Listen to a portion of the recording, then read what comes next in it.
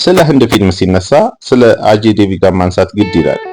አክሽን ጃክሰን በጣም የተዋጣለት የአክሽን ፊልም ስራው ሲሆን ለአጄይ ዴቪጋን እንደሚታወቀው በዘጠናዎቹ የጀመረ የፊልም አክተር ነው።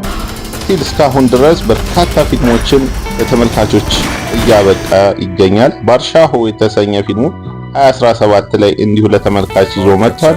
አጄይ ዴቪጋን በሚሰራቸው ፊልሞች እጅግ የተዋጣለት ሲሆን የተለያዩ ካራክተሮችን ደግሞ በመላበስ ይታወቃል። አጄይ ዴቪጋን ቦሆላ የተሰኘ ፊልም ለየት ያለ ካራክተር በመላበስ የመጣበት ሲሆን እንዲሁም በሌላ ፊልሞች ላይ አጄይ ዴቪጋን በኮሜዲው ዘርፍ ላይ የተዋጣለት አክተር ነው።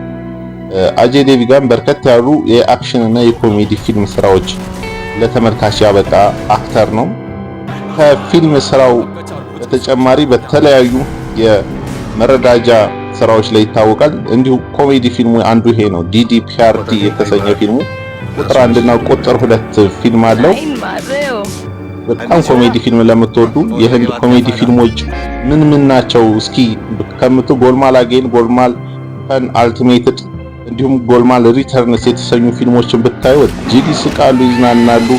በጣም ምርጥ ፊልሞች ናቸው። አጄይ ዴቪጋን እና ከተለያዩ ታዋቂ አክተሮች ጋር ተጣምሮ የሰራበት ፊልም ነው። ይህ ፊልም እንድታዩት ጋብዛችኋለሁ። ጉንዳራጄ በዘጠናዎቹ የተሰራ ፊልም ነው።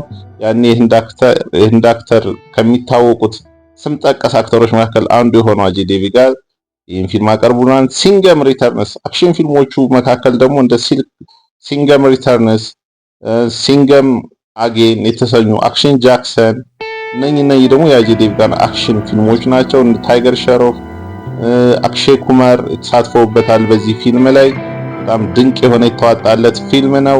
ከዛም ወደ አድቬንቸር ፊልም ነው ይዞልን ብቅ ያለው። ታናጂ የተሰኘ ፊልሙ በጣም ያስደመመን ከፍተኛ የሆነ ተመልካችና ተቀባይነትን ያገኘበት ፊልም ነው።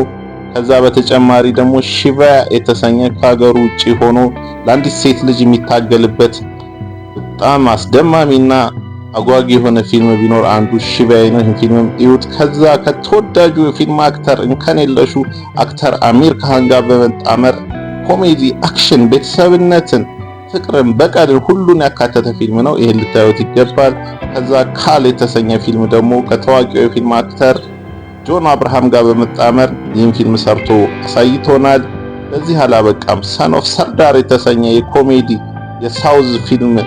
ይህ ፊልም በጣም ከሚያዝናናኝ መካከል እነኚህ ሰርዳር ቤተሰቦች ቤታቸው የገባን ሰው አያጠቁም። ምንም ጠላት ቢሆን ከቤት እስኪወጣ ድረስ ታገሱታል፣ ይጠብቁታልና በጣም አዝናኝ ፊልም ነው። ቴዚ ጭንቅላት የተሞላበት ቴዝና ዘራንዌይ በጣም አይኪው በቃ ምን ያክል ትልቅ እንደሆነ የሚያሳያችሁ ፊልም ነው። ራይድ ቱ የተሰኘ ፊልም አሁን ቅርብ ጊዜ የወጣ ፊልም ነው።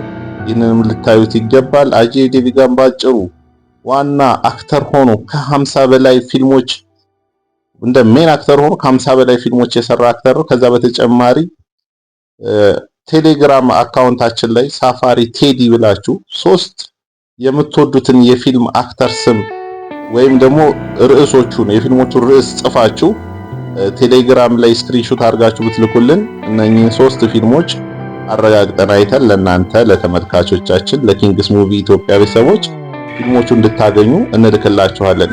የዩዘር ኔሙ ሳፋሪ ቴዲ የሚል የቴሌግራም ሊንክ ነው። እዛ ላይ ታደርሱን ትችላላችሁ። አጄይ ዴቪጋን እንግዲህ ከ30 እና ከ40 ዓመት በላይ በድንቅ ስራዎቹ እስካሁን ድረስ እያስደመመን ይገኛል።